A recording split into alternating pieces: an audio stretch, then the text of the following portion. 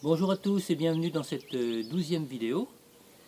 Alors comme je l'ai expliqué déjà, c'est le montage d'un moteur Peugeot dans un petit tracteur articulé Holder type AM2.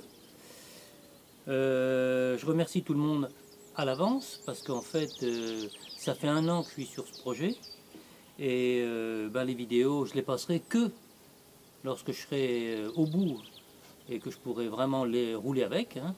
Donc je remercie à l'avance. Et j'espère que je vais aller jusqu'au bout, parce que je suis presque à la fin, et ce serait dommage d'arrêter maintenant. Alors merci quand même à tous. Hier j'ai démonté et nettoyé surtout cette partie-là qui a la particularité de passer les cardans à l'intérieur, hein. Donc j'ai tout nettoyé ça.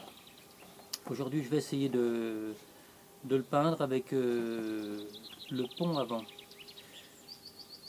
Là c'est un peu compliqué comme je l'ai déjà expliqué parce qu'avec le confinement je ne peux pas avoir les pièces que je veux. J'ai besoin de matière pour faire mon berceau du moteur à l'avant, mais je ne peux pas le faire, donc il faut que je trouve une combine, je sais pas encore comment. Bon tant pis. Et c'est parti, hein. Alors j'ai passé un coup de tarot dans tous les trous, mais il faut savoir que les tarots après on peut considérer qu'ils sont foutus. Pourquoi? Parce que dedans c'était que de la rouille. Et cette rouille, c'est de la terre. Pour un matériel agricole, il y a beaucoup de terre dedans. Donc après, ça va pas faire bon ménage, ça va user les tarots. Mais ces fixations-là, j'en ai absolument besoin pour faire mon châssis moteur. Bon, après, je vais faire tous les autres, de toute façon, si un jour j'ai besoin. Et puis je mettrai un petit bouchon pour lorsque je vais les peindre. Et j'ai fait un petit truc là, comme ça, s'il y a des gens qui ne savent pas trop quoi faire, au moment de confinement. J'ai fait une boîte, mais il y a longtemps. Donc j'ai mes tarots de 10, mes tarots là il a inversé du 12, du 8 et du 6, puis du 5 et puis du 4 là. Et j'ai mon forêt qui correspond à mon taraudage, ce qui fait que j'ai jamais à chercher. C'est un truc tout bête mais utile je pense. Donc je continue de nettoyer ça. Et je vais montrer une combine pour retoucher des filetages quand ils ont reçu un coup et qu'on peut plus visser d'écrou. Alors soit si on a la filière, mais par exemple si c'était de l'américain, j'ai strictement rien d'américain. Bon, quoique ça irait pas forcément bien parce que américain c'est du 55 degrés, ça c'est du 60 degrés. Alors là on a deux petites plaquettes à 60 degrés. Alors c'est marqué ST Israel Patented. On peut régler avec ça. Donc on agit là-dessus. Et ça, il y a beaucoup de jeu là-dedans, volontairement. Donc si on veut retoucher le filetage, on prend ça, on le met dans le sens du filetage, on vient se mettre dans le premier filet. Alors ça, après, on le met dans le filet qu'on veut, avec le jeu qu'on a, on peut rattraper. On serre et on tourne. Et là, ça enlève les saletés dans le fond et ça le restaure. On voit, ça on enlève. C'est pas bon pour tout, mais ça m'a souvent dépanné. Hein, les copeaux. Toc. On les vis.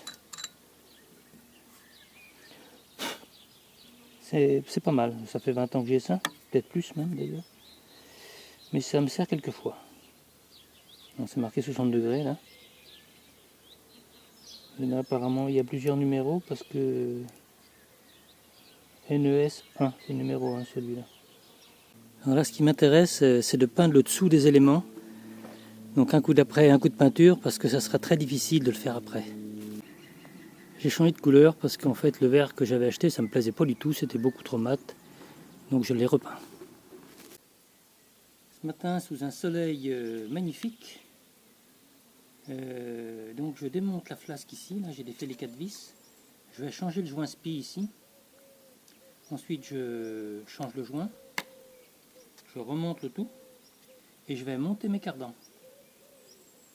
Les parties femelles ici. Et puis après je vais mettre la casquette ici ou le nez. Je vais expliquer comment faire un joint dans des bonnes conditions.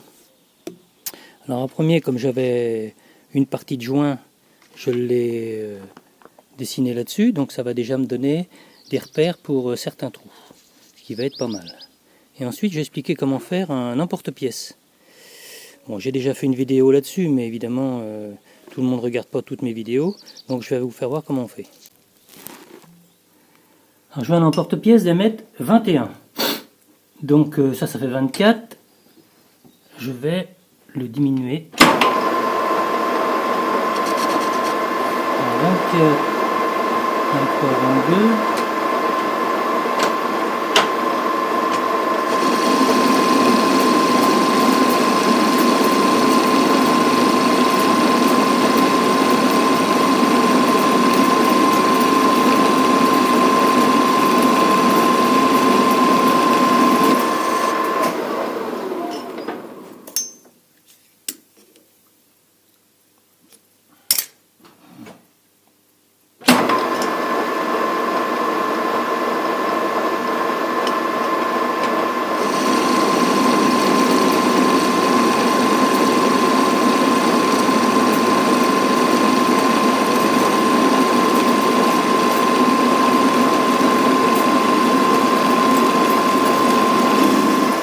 J'ai pris un acier qui est assez dur.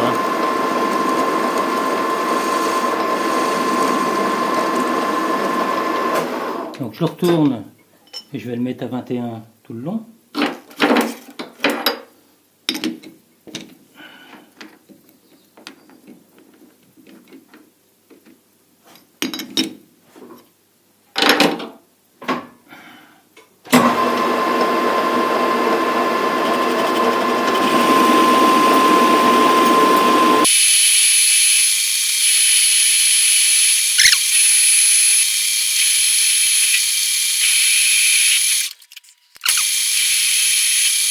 Et je me sers maintenant de l'autre côté.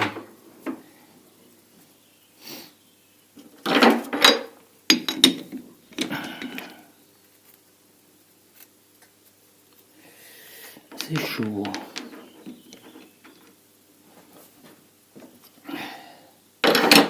Là, je vais percer un trou de 6. Alors, un forêt à centrer.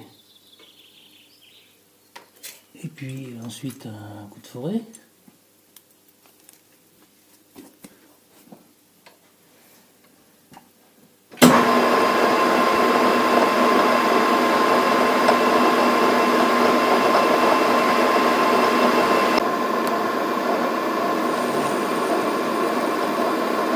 Je perce à 17, ça n'a pas vraiment d'importance, hein, sur 20 mm si on veut.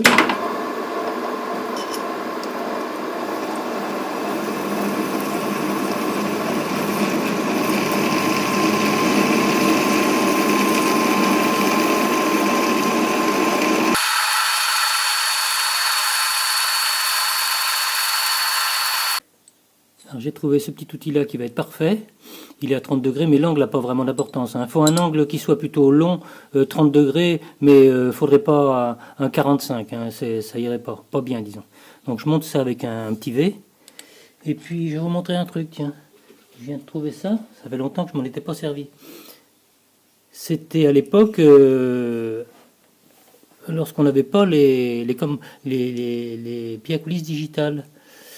Bon, c'est du Tesa. C'était tout mécanique. Hein. On voit, il y a une mini crémaillère ici.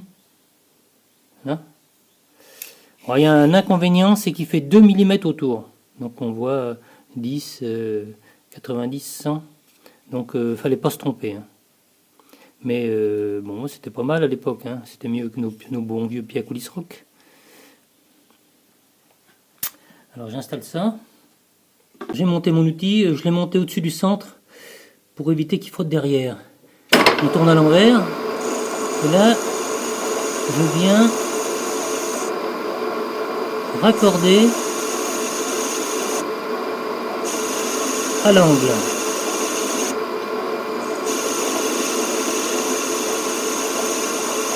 À l'angle un peu plus loin, c'est pas pour avoir une partie tranchante là. Alors maintenant c'est tout simple, hein. Je mets une planche. Mon joint il a séché, il est au soleil. Et je viens là au-dessus de mon tracé. Toc. Voilà. Et là je le découpe.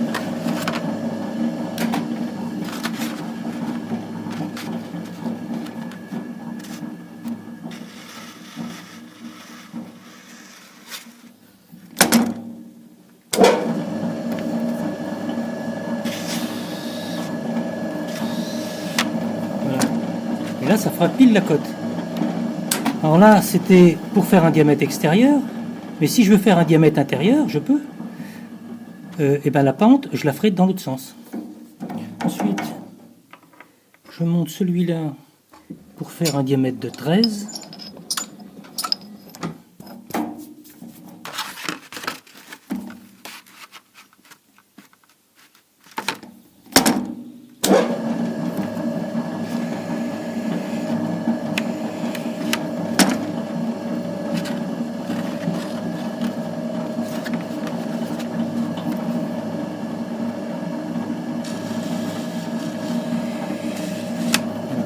Je vais le présenter sur mon carter. Je regarderai ce que j'ai pour cela. Alors, je viens de voir qu'on voit pas, j'avais mal mis ma caméra. Alors, ici, ça me sert à rien.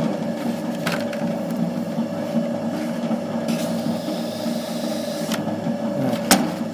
Ça vous fait un trou qui est parfait. On tourne lentement.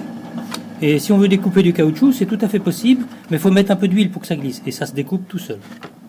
J'ai fait une vidéo là-dessus, s'il y a des gens qui veulent voir. J'applique de l'huile sur mon carter. J'ai fait 2 centreurs que je vais mettre dans le bloc. Voilà. Et là, je viens plaquer.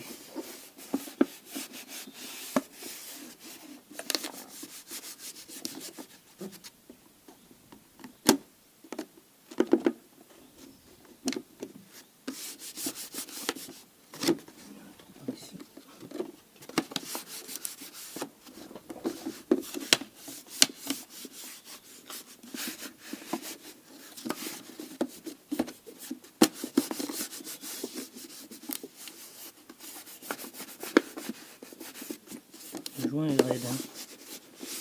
Voilà.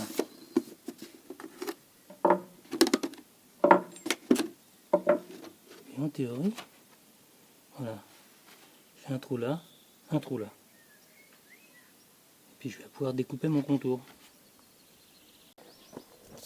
Alors je monte le joint, on assure que tout ça, ça monte. Hein. J'essaie mes vis, donc là tout ça, ça va bien. Mais il faut avouer que là, ils n'ont pas fait fort les gars. Hein, parce que c'était quand même... Tout ça, c'est pour étancher l'huile ici, hein, quand on met l'huile là, qui passe de l'autre côté. En plus, ça oblige à mettre une cale là, de compensation, forcément. Et tout simplement, si ici on avait fait une gorge et mis un joint torique, ben, il n'y avait rien à faire. On serrait, terminé. Là, c'est pas très malin. Bon, donc maintenant le joint, je le démonte.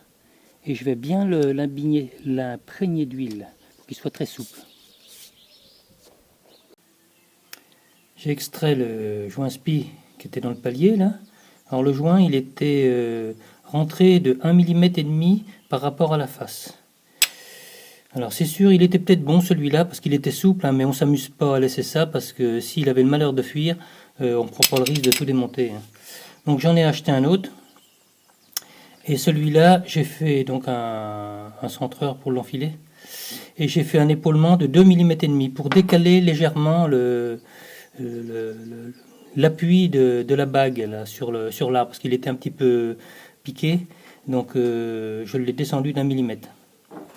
Alors on met un petit peu de graisse sur le joint pour que ça rentre bien.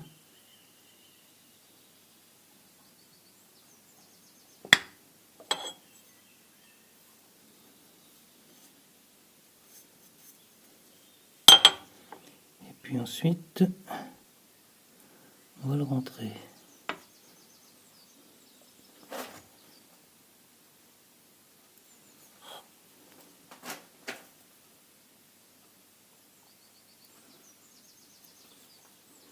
Pas toujours facile à le mettre bien droit.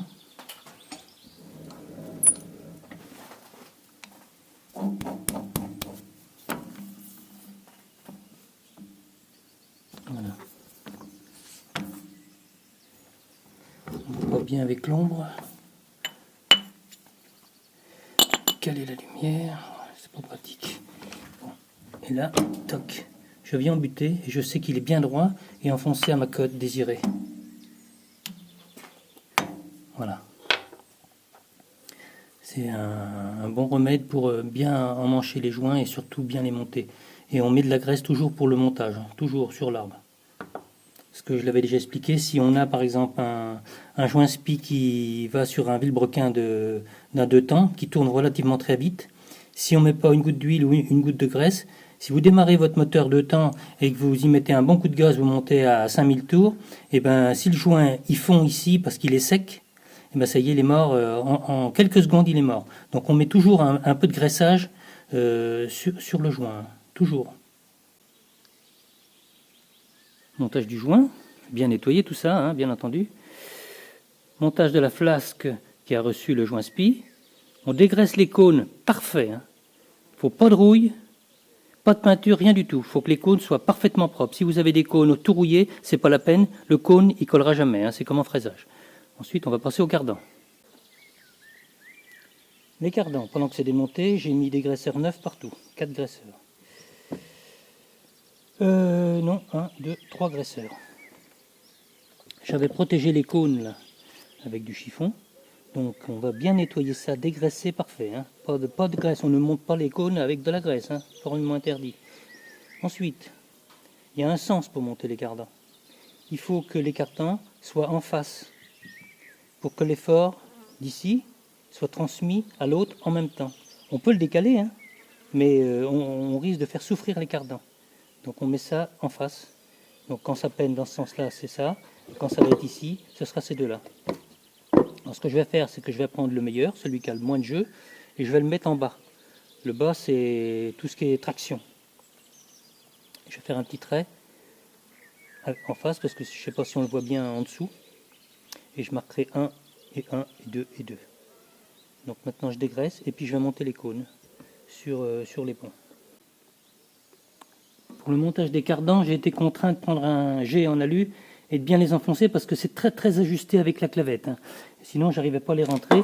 Et pendant que c'était démonté, j'ai mis de la graisse dans le croisillon, mais pas ici. Parce que si on met beaucoup de graisse ici, on peut pousser sur la graisse quand on va l'emmancher et pas pouvoir le rentrer. Donc je mettrai la graisse qu'après. Et maintenant, je vais rentrer la pièce au-dessus. À l'aide de mon palan, je descends mon carter. On fait bien attention aux cardans parce que c'est pas évident à les rentrer dans les trous. Il faut avoir 4 mains. Et on s'aide éventuellement d'un petit morceau de bois pour l'aider à descendre.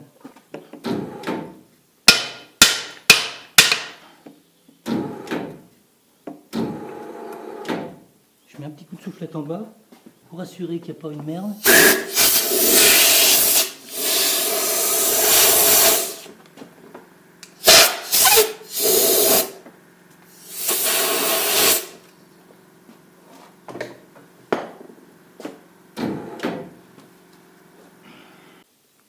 Accouplement de 2 éléments, le pont avant et le pont arrière. Bon, ça s'est pas trop mal passé. Maintenant, je vais mettre un coup de graisse dans le cardan ici. Comme je suis à hauteur, ça devrait être plus pratique. Et puis on va essayer de le descendre et puis y mettre un coup de peinture. Montage du joint spi de la flasque de la prise de force. Donc j'ai fait un petit centreur de 1,5 mm. Parce qu'on doit être à 1,5 mm en retrait par rapport à ça.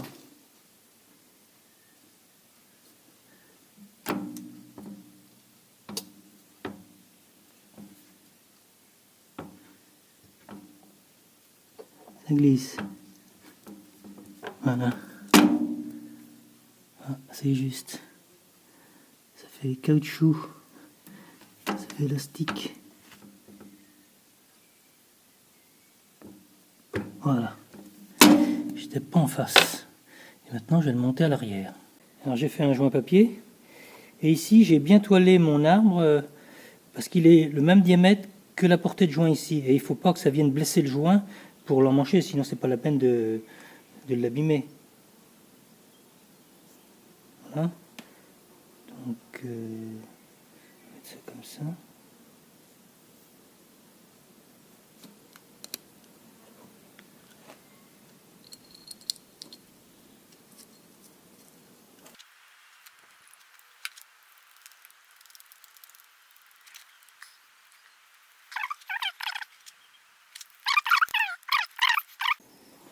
Alors, je me souviens plus si je l'avais dit. Alors le joint ici c'est du 35-52-10.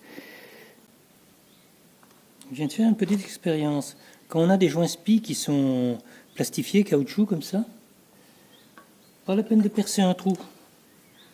On prend une... Ça c'est des vis à placo, ça c'est extrêmement dur. Et là, on fait directement un coup comme ça. Et on le visse dedans. Voilà. Et après on l'arrache.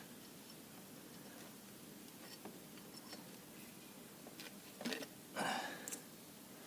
Donc là, il faut, je les ai fait sur les autres, bien nettoyer le départ là, parce que c'est tout rouillé. Pas blesser le joint au départ. Et puis après, j'ai trouvé du tube là, comme ça, qui était très épais. Je l'ai blanchi des deux côtés. J'ai soudé une rondelle et je vais pouvoir pousser mon joint d'ici. Avec un maillet, tranquille. Mais là, il faut absolument dérouiller l'entrée parce qu'on va abîmer le joint quand on va le rentrer. C'est pas la peine. Je reconditionne un peu parce que je me rappelle plus depuis le temps. Donc là, il y a des pattes à enlever. Il y a pas mal de soudure à réparer, ça faut les virer. Il y a du décabossage beaucoup. Ensuite, donc là j'ai monté tous les joints spi. Mes ailes ici, j'ai vu qu'elles étaient toutes fendues là. Voilà. Ça c'est tout enfoncé. Et cette patte là, je me souviens plus vraiment, mais elle me paraît tordue. Donc là, on voit l'ensemble. Tout ça, ça fonctionne.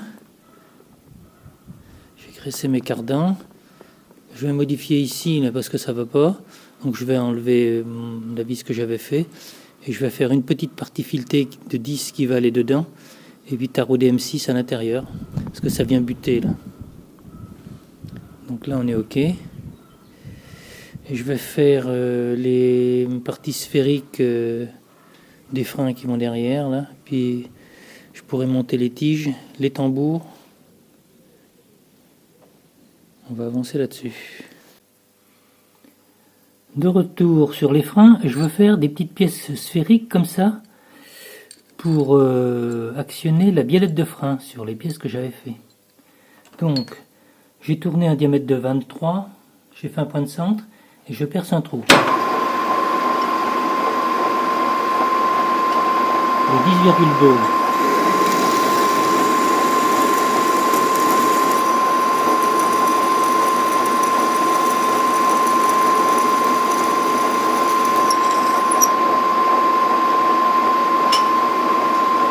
Et j'ai un outil de forme là que j'ai fait. Je viens faire mon arrondi. Stock. Alors ça c'est de l'acier de décolletage. Si vous avez une usine de décolletage dans le coin, il faut récupérer des chutes. Ça, c'est un acier à usinabilité améliorée. C'est pas un acier qui est très dur, mais il a un avantage, c'est que ça s'usine hyper bien. Et là, je tronçonne ma pièce à 8 d'épaisseur.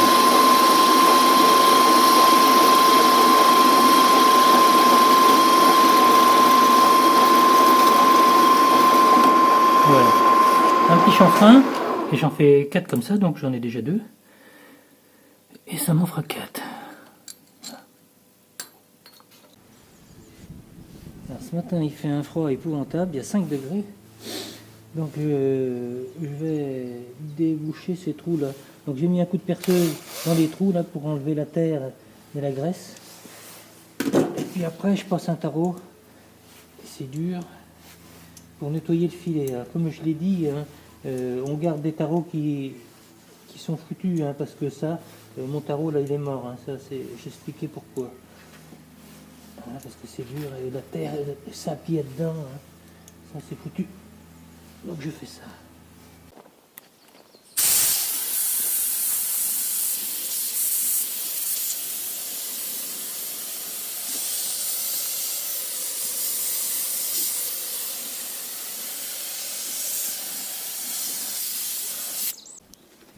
J'ai passé une première couche avec la peinture verte, la première que j'avais achetée. Mais comme ça me plaisait pas, j'en ai racheté de la plus brillante. Là, ça me plaît pas, c'est mat, c'est pas beau. Certes, c'est pas la couleur d'origine. Enfin, j'ai pas cherché le râle, hein. Moi, ce qui m'intéresse, c'est une couleur qui brille et puis qui me plaise surtout.